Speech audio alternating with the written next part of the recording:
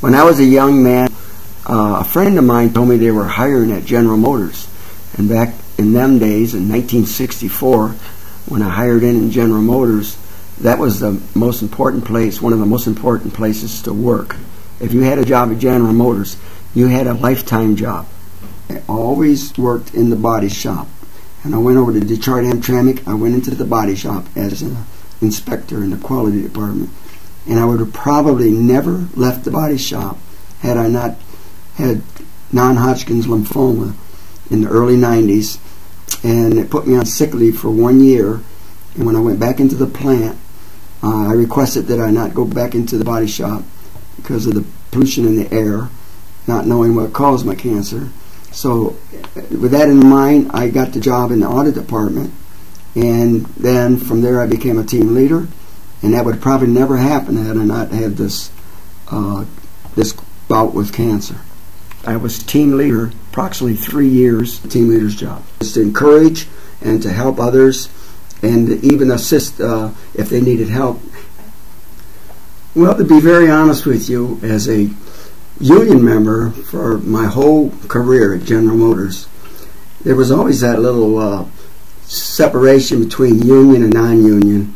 It was just kind of a standard thing that if you were a union member, you were one of the, they referred to you as a brother or a sister. That was just like saying you're equal to them. And the management, of course, they weren't union members, so they weren't what we considered brothers and sisters. That's one of the main goals of having a team and having a team member, is to, whenever there was problems or difficulties, the team leader would kind of be like an in-between person, and he would try to work it out with management and the company, the management and the employees in the team, to have a good work relationship.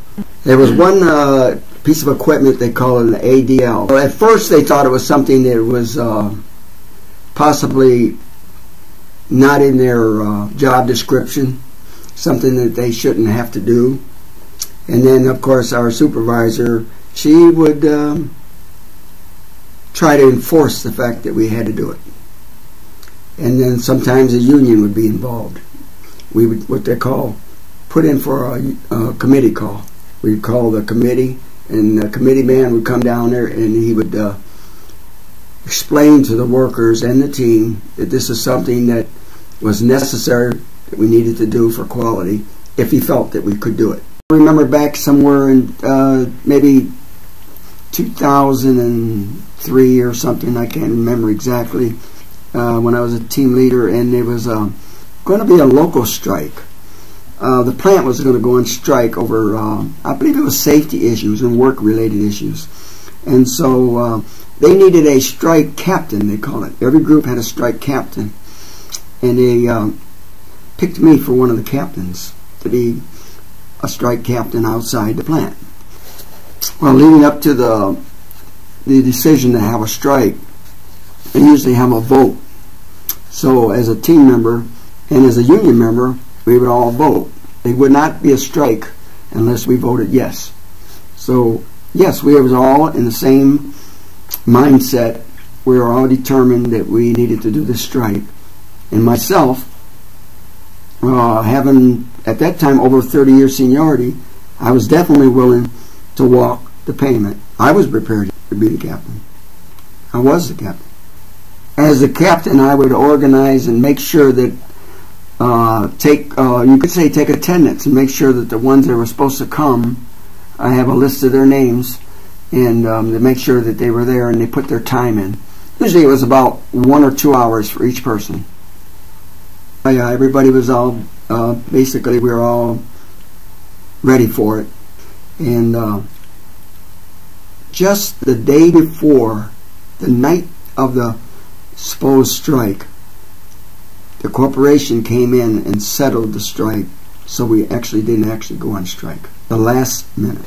And as time went on, the union got, I would say, a better relationship with the management as time went on, and it wasn't so much those against us, or it was more like we were all working together. We realized that we needed to work together to produce a quality car and to please the customer and then do the best that we could do, and we shouldn't be having a lot of disputes with one another. So I guess it's like anything else. The more you do something, the better you get at it. And once you start seeing things, then you see more. Mm-hmm. It's kind of like driving an automobile. When you first start driving, you don't see anything. I do that as a part-time job, driver's training, and I get the students that do not see hardly anything out there. And then after a few hours, then they start seeing things.